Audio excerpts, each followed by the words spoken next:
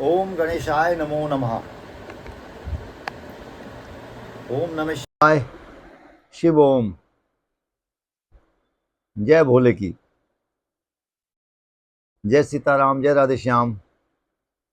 हरि ओम नमो नारायण। सभी दर्शकों को, भक्तगणों को श्रावण मास प्रदोष व त्रयोदशी की मंगल कामना, शुभकामनाएं। भक्तगणों, श्रावण मास यूं तो बहुत ही विशेष प्रभावकारी और लाभकारी होता है। बड़ा शुद्ध और पावन पवित्र मास है। इस मास में भोलेनाथ को, शिवलिंग को जलाभिषेक करना, रुद्राभिषेक करना बहुत ही लाभकारी उपाय। भोलेनाथ प्रसन्न हो जाते हैं। अलग अलग पर्व पर आप लोगों ने देखा होगा कि शिवरात्रि, महाशिवरात्रि फाल्गुन मास की त्रयोदशी कृष्ण पक्ष को होती है। उसमें विचित्र प्रकार की अलग अलग वस्तुएं हम शिवलिंग पर अभिषेक करते हैं, परंतु इस समय में कांवड़ आती है, कोई और कुछ नहीं चढ़ाता, केवल जल का ही नाम है। जल चढ़ाएंगे। जल कब चढ़ना है, जल किस समय में चढ़ना है? प्रत्येक दिन, प्रत्येक सोमवार को एवं प्रत्येक जो त्रयोदशी आती है, त्रयोदशी तेरस जल, श्रावण मास की महाशिवरात्रि को जल अभिषेक, इसमें कांवड़ लाते हैं लोग। पूरा जितना भी क्षेत्र है, जहां जहां पर माँ गंगा के उद्गम स्थान है या माँ गंगा जहां जहां को निकलती हुई जलधारा से पावन पवित्र करती हुई उस धरा को जाती हैं, वहीं वहीं पर से जल लिया जाता है और अपने अपने क्षेत्रों के अनुसार में रुद्राभिषेक किया जाता है भक्तगणों के द्वारा, भोलों के द्वारा। तो प्रिय दर्शकों, विशेष पावन पवित्र दिन वार, सोमवार से लेके प्रत्येक तिथि, प्रत्येक दिन भोले का दिन है श्रावण में, क्योंकि भोलेनाथ ही इस महीने को देखते हैं। भगवान विष्णु शयन स्थिति में चले गए हैं आषाढ़ मास की शुक्ल पक्ष की एकादशी को। अब कौन देखे जगत को?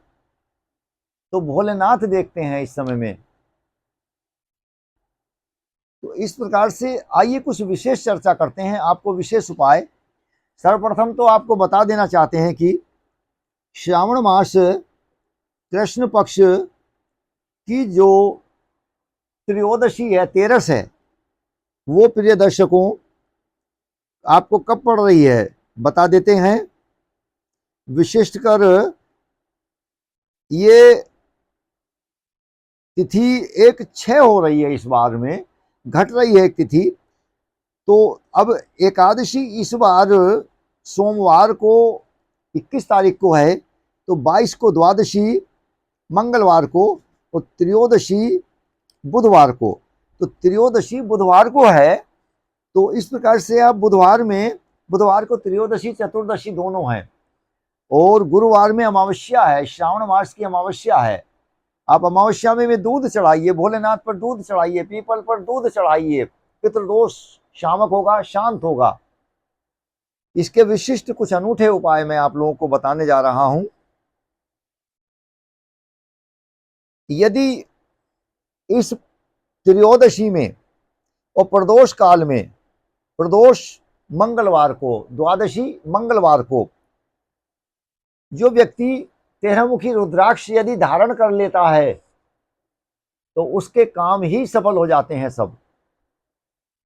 और विशिष्टकर चूंकि त्रयोदशी है, तो इस दिन में आप अनेक प्रकार से, आपको यदि, वैसे तो 12 ज्योतिर्लिंग होते हैं, लेकिन अगर आप गिनती करके 13 शिवलिंग पर जल अभिषेक कर दें, थोड़ा थोड़ा जाके अलग अलग मंदिरों आपको मिल जाएंगे, 13 शिवलिंग मिल जाएंगे। जल ले लें या गंगा जल ले लें, सादा जल लें, और ध्यान करके, गंगा जल का भी अति आवश्यक नहीं है, थोड़ा सा जल उसमें मिला लें, और बिल्व पत्र 8 बिल्व पत्र एक शिवलिंग पर अर्पित करें।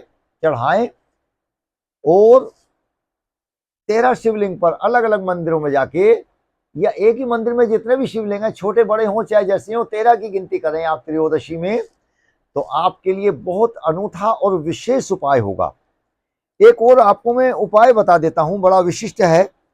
सावन के महीने में जो प्रदोष दिन है, इस दिन में एक लक्ष्मी प्राप्ति का बहुत ही महान विशेष उपाय है कि प्रदोष के दिन में, प्रदोष काल में, एक बेलपत्र लेकर उसके बीच वाली जो पत्ती होती है, प्रिय दर्शकों, भक्तगणों, उस पत्ती पर एक चंदन की बिंदी लगावें और उस बिंदी के ऊपर में चावल के 3 दाने आप रखें और उसको शिवलिंग पर अर्पित करें।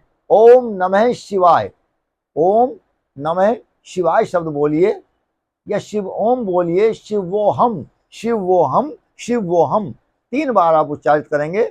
शिव वो हम, शिव वो हम, शिव वो हम। एक शिवलिंग पर रुद्राभिषेक करते हुए और बिलपत्र चढ़ाते हुए, एक शिवलिंग पर जो मैंने अभी संख्या बताई है, 3 बार शिव वो हम का आप उच्चारण करेंगे।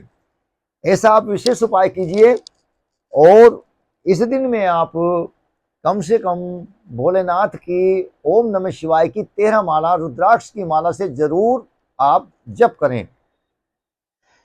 और एक उपाय विशेष बता देते हैं, कहीं बिल्व वृक्ष आपको मिल जाते हैं, यदि 13 बिल्व वृक्ष की जड़ों में आप जल डाल दें, जल को जैसे अभिषेक करते हैं 13, वैसे इसका उपाय यह है कि 13 जो बेल वृक्ष हैं, बिल्व वृक्ष हैं, उनका दर्शन करना है। तो दर्शन भी हो जाएगा आपको, जब आप प्रति एक बेलपत्र की जड़ में जल देंगे, 13 बेल वृक्ष की जड़ में, तो आपको 13 का ही दर्शन हो गया, मिल जाएंगे आपको। ये मुश्किल कार्य नहीं है, चाहे छोटा वृक्ष हो, जरा सा हो, कहीं एक हल्का सा हो, इतना बड़ा वृक्ष भी हो सकता है। आप जगह जगह जाके ऐसा आप दर्शन कीजिए और दर्शन करने के तत्पश्चात में आप लोग उस दिन एक पौधे से एक बिल्व वृक्ष ले आए का पत्र लाएं और घर में आप उसको रखिए अगली त्रयोदशी तक।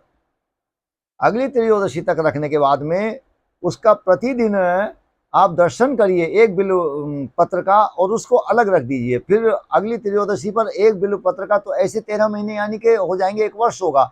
तो इसी वर्ष में श्रावण मास में अगले महीने में जब आप ऐसा करेंगे तो आपका ये पूरा कार्यकाल, एक इसका पूरा कोर्स हो जाएगा, उपाय होगा। इससे आपको बहुत लाभ मिलेगा। प्रिय दर्शकों, आप इस उपाय को कीजिए, लाभान्वित होइएगा और भोलेनाथ के रंग में आप रहिए, उनका आप अभिषेक करिए, जलाभिषेक करिए, भोलेनाथ की भस्म को रमाइए। ओम नमः शिवाय, ओम नमः शिवाय, शिव ओम, शिव वो हम, शिव वो हम, शिव वो हम।